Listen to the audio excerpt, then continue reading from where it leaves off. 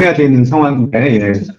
그걸 할 수도 있는데, 잘 들어주시기 바랍니다. 하여간, 뭐, 저한테 한 최근에 두 가지 좋은 일이 있었어요. 제가 뉴욕대로 가게 된 건하고, 또 미국 기술사를 이제, 합격하게 된 건인데, 이제 그거 관련돼서 목사님께서 축하 메시지를 카톡방에 올려주시면서, 야, 나도 그래, 뭐, 감사의 메시지 겸 해서 좀 써야겠다라고 해서 저도 간단하게 이제 글을 올렸었는데, 이제 그 글을 보고 좀 반응을 하시고 연락도 주시고, 또 특히 여기 오셔가지고도, 뭐, 얘기 좀 나눴으면 좋겠다 했던 분들이 좀 있으셨어요.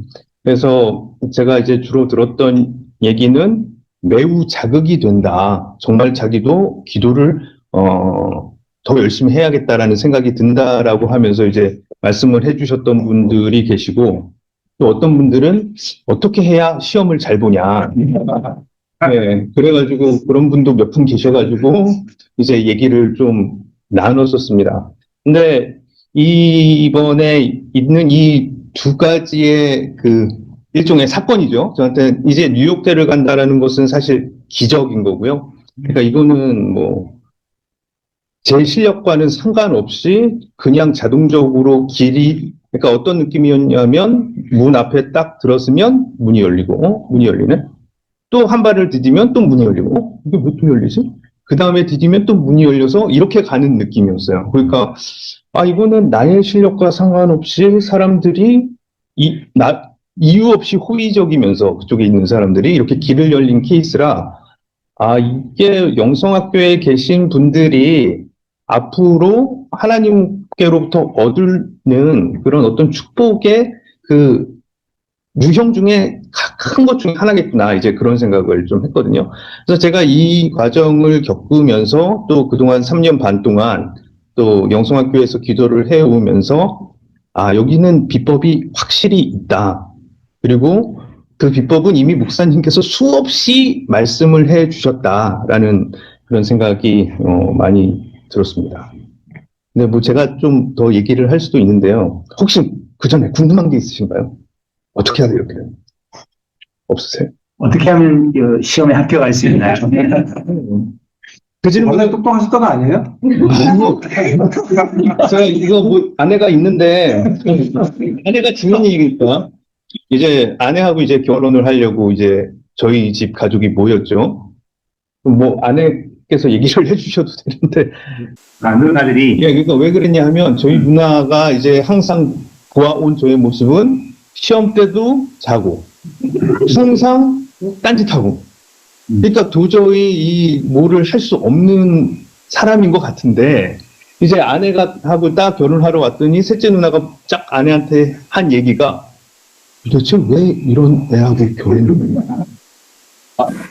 예, 그런 상태. 사는 게 아니죠. 누나가, 누나가 네. 여자친구한테 그랬다는 얘기네요. 그렇죠. 네. 예, 그랬던 상황입니다. 그러니까 똑똑한 게 전혀 아니죠.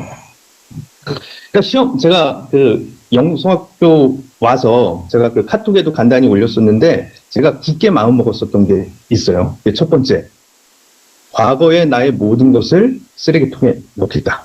왜냐하면 제 과거가 제가 생각하기엔 나름대로 화려했기 때문에 제가 이거를 붙잡고 가면 도저히 이 기도를 할 수가 없을 것 같고, 왜냐하면 수많은 생각이 떠오르겠죠. 그래서 내가 했던 그 모든 과거, 이 과거는 내가 하나님을 섬겼던 그 모든 것도 포함이 됐던 거예요. 그래서 그 모든 과거를 던져버리겠다. 과거가 많남자구만. 네, 과거가 좀 많습니다. 근데 이게 성경적으로 어떤 원리가 있냐면, 그러니까 이런 부분이 있어요. 그러니까 이거는 앞으로도 뭐 신앙생활을 열심히 하신 분들, 이런 분들이 꼭 이거를 새겨드렸어야 되는데, 그러니까 우리가 여태까지 했던 그 신앙은 사실은 금송아지 신앙이거든요. 이게 무슨 얘기냐 하면, 사람들이 가장 착각하는 게, 우리가 기존에 교회를 다니면서 하나님을 체험했기 때문에, 내가 하나님을 잘 안다고 생각하는 경향이 99.9%입니다. 이제 그런 얘기를 하면 제가 예전에도 그런 거를 문의할 때마다 이런 거를 설명을 해줬어요. 그러니까 구약 때 그 이스라엘 백성이 애굽을 탈출할 때 그들이 경험한 것은 하나님이었는데, 그러니까 하나님을 경험한 거죠. 그런데 모세가 시내산에 올라가서 십계명을 받는 동안 이들은 금송아지를 만든 거죠.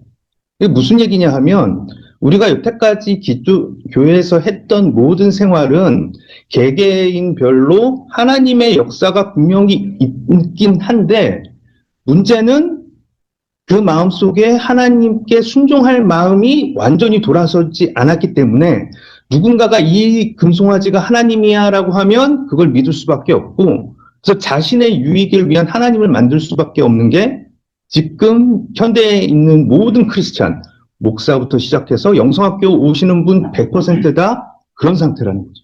근데 제가 이제 저를 봐도 그렇고 이제 간사님께서 기억을 하실지는 모르겠는데 제가 그런 마음을 먹었음에도 불구하고 이제 간사님을 통해 가지고 이제 그 코칭하고 신청을 할 때 제가 이렇게 보냈거든요. 제가 누굽니까라고 했을 때 김용상 선교사 괌에서 선교하고 주요 사역 축비 사역 귀신을 쫓는다. 그러니까 무슨 얘기냐 하면 저와 같이 야, 내 이 모든 것을 버려보고 하나님을 따라가자라고 마음을 먹어도 기본적으로 이 사람이 어떤 본성을 갖고 있냐면 나 그래도 과거에 하나님도 만났고 내가 이런 일을 했어. 이런 것이 계속 따라오거든요. 근데 제가 이 기도를 하면서 확실히 느낀 것이 무엇이냐면 그 어떤 사역을 했다 하더라도 목회자라 하더라도 분명히 그때의 그 사역은 금송아지와 하나님이 버무려져서 하나님이 쓸 수 없는 삶이었고 사역이었기 때문에 이 모든 것을 쓰레기통에 넣어야만 정의용사가 된다. 이제 이거는 이제 제가 기도를 하면서 깨달은 거죠. 그러면 이 기도의 동기가 이제 저 같은 경우에는 어떤 이유 때문에 됐냐면 안 하면 불쑥불쑥 튀어나옵니까? 아, 안 되겠, 이거 하면 내가 또 잡히네? 그러면서 이 기도를 더 열심히 하게 된 거고, 이 기간이 쭉 쌓여가다 보니까, 아, 이거 확실하다. 그러니까 영성학교에 오시는 모든 분들이 정의용사가 되는 첫 번째 조건은 과거에 하나님을 만났다는 그 모든 것도 쓰레기통에 넣어야 된다. 이걸 넣지 않으면 정의용사가 되는 건 제가 볼 때 거의 불가능하다는 거죠. 근데 이제 제가 코칭을 할 때도 그렇고 이제 뭐 가끔 대화를 할 때도 보면 항상 그러니까 제가 이제 이런 대화를 할 때 그 과거의 하나님을 뭐 가짜라고 얘기를 하는 건 아니거든요. 근데 우리가 정의용사가 되고 정말 성령의 사람이 되면 나중에 하나님께 물어봐도 될 얘기예요, 사실은.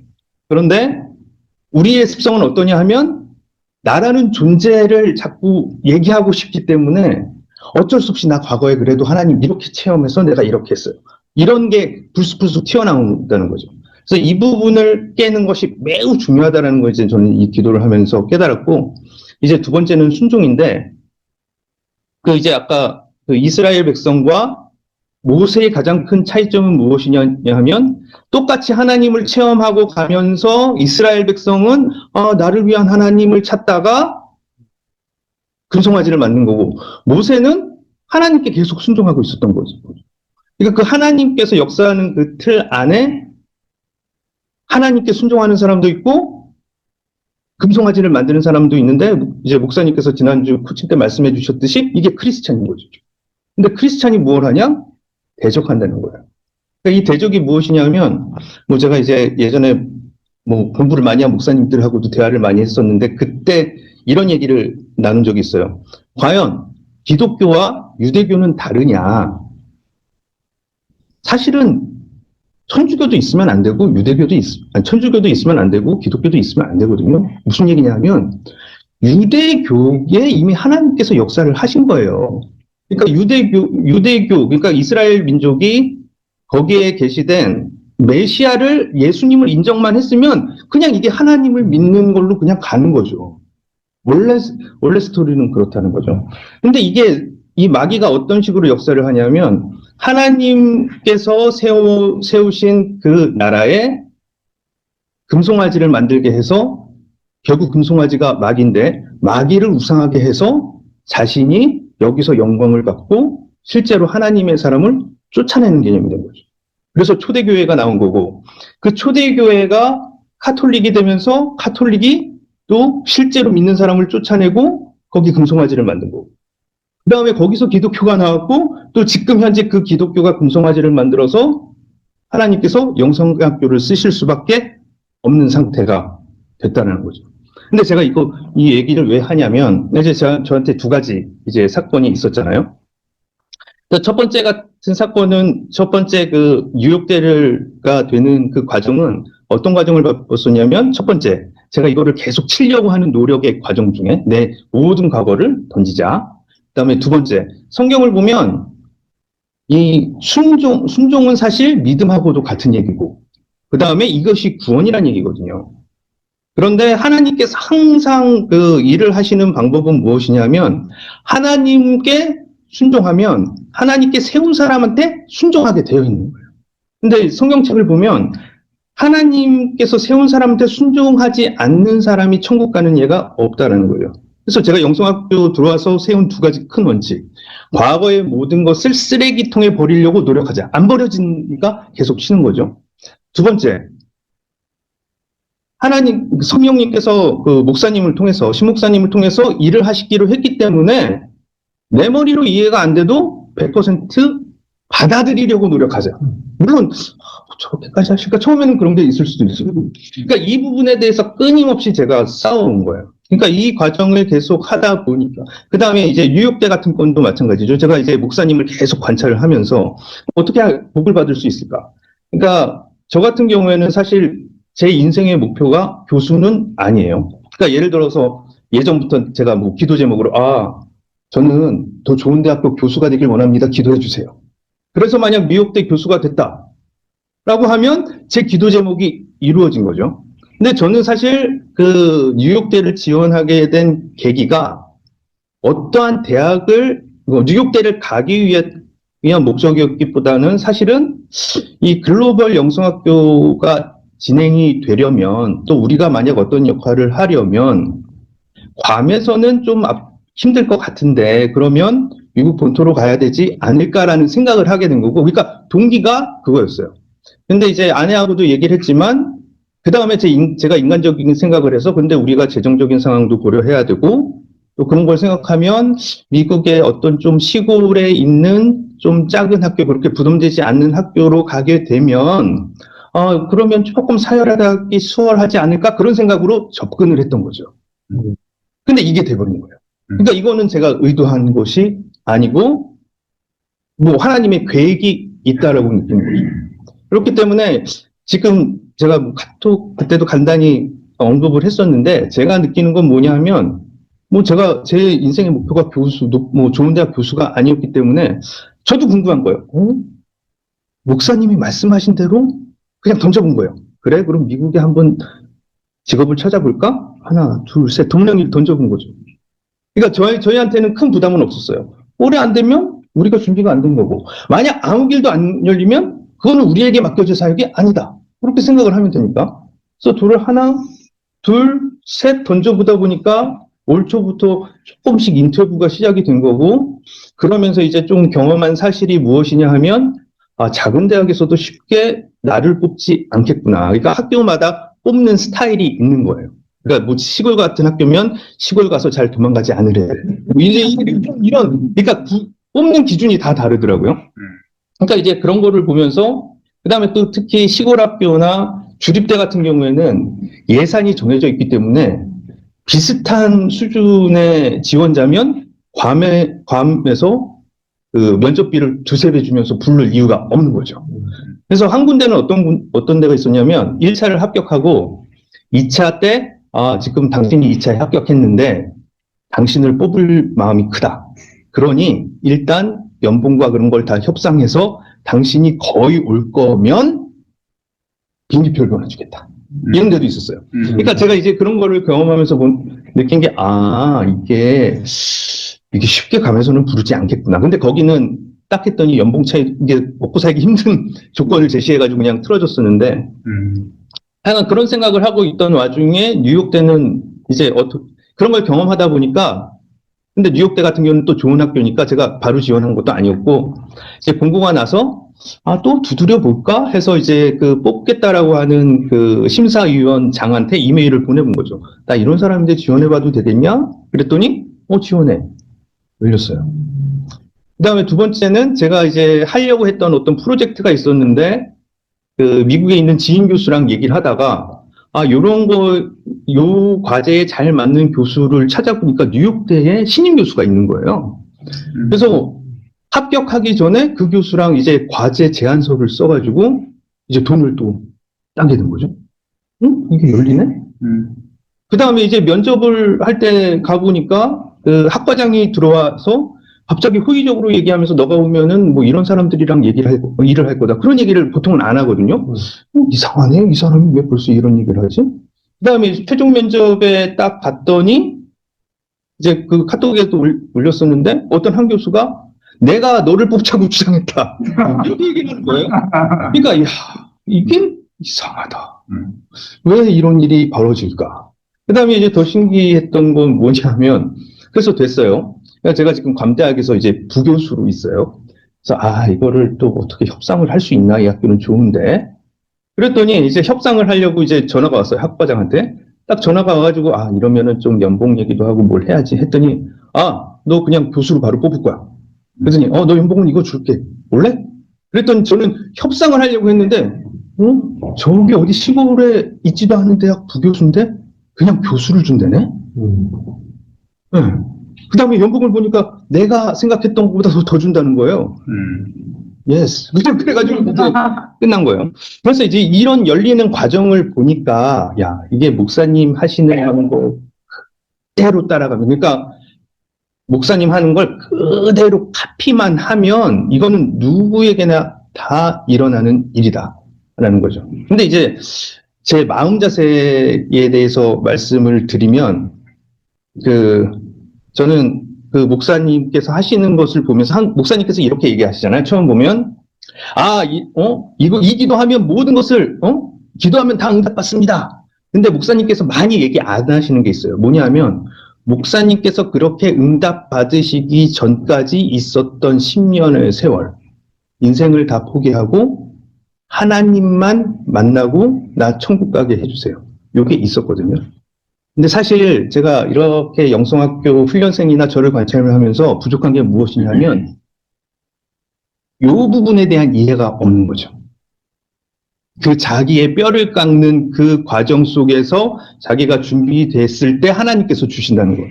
그러니까 이게 저는 이제 예전에 이 복음에 대해서 계속 연구를 하다 보니까 그 전부터 좀 이해하고 있었던 부분이 이런 거였어요. 예를 들면 제가 제일 궁금했던 게 이제 목사님들하고 얘기를 하면 목사님 맨날 그 설교하면 다윗이 왕이 되어서 뭐 했다. 그다음에 다니엘이 뭐 그렇게 뽑혀서 올라갔다. 그런 얘기 하는데 왜 세례 요한 얘기는 잘 안 해요? 제가 이런 걸 궁금했었거든요. 그러니까 잘 돼서 올라간 사람에 대한 이야기는 주기적으로 잘 나오는데 성경으로 보면 하나님께서 보내신 자 중에 가장 크다라고 일컫는 세례 요한 얘기는 안 한단 말이에요. 왜냐하면 그 세례 요한의 끝은 목 잘려 죽는 거잖아요. 그러니까 저는 예전부터 이제 이런 거에 대한 우기심을 들면서 제가 성경에서 찾았던 기본 원리 중에 하나가 무엇이었냐면, 예를 들면 아브라함, 다윗, 요셉, 다니엘, 이들의 공통적 특징은 뭐냐면 하나님께 축복받은 사람인데 이들이 축복받기 전에 있었던 일들이 있었다는 거죠. 이삭을 바쳐야 되는 상황, 형제들에게 노예로 팔려가야 되는 상황, 그다음에 사자굴에 믿음 때문에 뛰어들어가야 되는 상황, 왕에게 쫓겨서 매일매일 죽어야 되는 상황. 그런데 여기에다가 그 세례 요한을 딱 놓잖아요. 그러면 이 사람들이 왜 구원받는가의 관점으로 보면 사실 이들은 동일한 축복을 받고 있는 거예요. 그러니까 동일한 축복이 무엇이냐면 하나님께 먼저 절대적으로 순종했기 때문에 그러면 무엇이냐면 내 인생은 이제 내게 아니고 하나님께서 써주시는 대로 가겠다는 거죠. 그러니까 저는 성경 볼 때 요셉이 자기 총리 되게 해주세요라는 기도를 찾아본 적이 없는 거예요. 그런 내용이. 하나님께서 다윗을 왕으로 세우시겠다라고 했지 내가 왕이 되게 해주세요. 그런 얘기가 없는 거예요. 그러니까 축복받는 비결을 예전부터 이런 부분에 대해서 제가 쭉 훑어보면서 하나님께서 축복받는 비결이 생각보다 간단하구나. 그러니까 나를 싹 비우고 순종만 하고 있으면 때로는 어떤 사람은 세례 요한같이 쓰고 때로는 어떤 사람은 다윗같이 쓰는 거죠. 그러면 이 사람들이 뭐, 하나님 왜 저는 세례요한이에요? 저 다른 사람, 이런 개념이 없다라는 거죠. 그러니까 그 관점으로 보면 이 축복이 동일한데 이게 예수 그리스도를 통해 구원을 받는 원리랑 똑같은 거예요. 무엇이냐면 자기를 비워서 하나님께서 계획한 대로 나를 쓰게 드리는 것.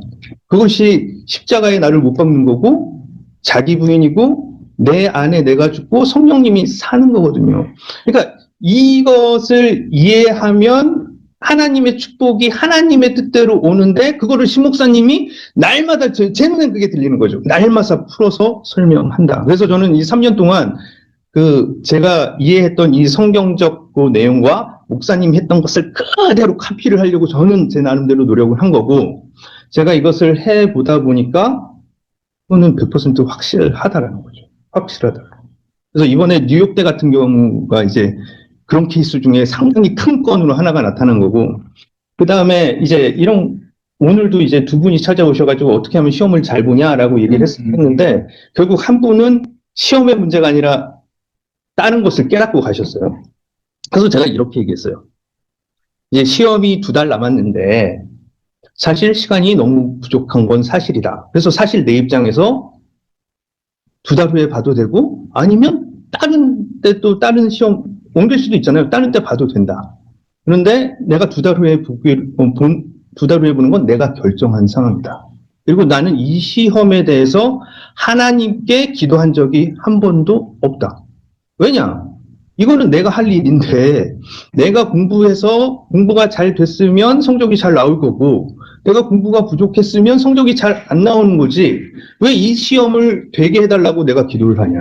나는 그런 기도를 한 적이 없다. 라는 게 하나였고, 이제 그때 오늘 다 질문하신 분들의 고민이 그거예요. 아니, 그런데 시간이 없는데, 그럼 이걸 어떻게 조절을 해야 되냐. 그래서 제가 그분들한테 오늘 말씀드린 게 그거였어요. 아니, 시간이 없으면 없는 대로 받아들이면 될 문제 아니냐. 그래서 이번에 떨어지면 다음에 될 문제가 아니냐. 그래서 그분께 이렇게 얘기했어요. 잠 주무시죠? 네. 식사하시죠? 네. 그럼 하나님 믿으시죠? 네. 그럼 기도 시간은 당연히 해야 되는 거죠. 그러면서 그렇게 말씀드렸어요. 자, 그러니까 이 세상에 살고 있는 사람 중에 상위 한 5% 이상은 정말 열심히 삽니다. 정말 열심히 살아요. 열심히 살기 때문에 그 사람들은 우리가 기도에 써야 되는 최소 3시간에서 이 5시간을 자기 인생을 위해서 다 쓸 수 있습니다. 저는 지금 어떻게 생각하고 있냐면, 그래서 저는 그 사람들보다 잘 되는 걸 포기했어요. 예, 왜? 상식적으로 볼 때 그 사람들이 그만큼 더 열심히 하면, 물론 그것도 뭐 귀신이 있어가지고 다 사람마다 다르겠지만, 평균적으로 그 사람이 잘 되는 게 맞죠. 근데 우리는 이걸 선택했잖아요. 그러면 우리가 그 사람보다 잘 될 이유가 없죠. 그러니까 포기하세요.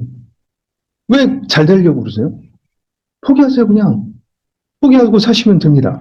그 다음에 이제 또 말씀을 드린 게, 그럼 시간이 작잖아요?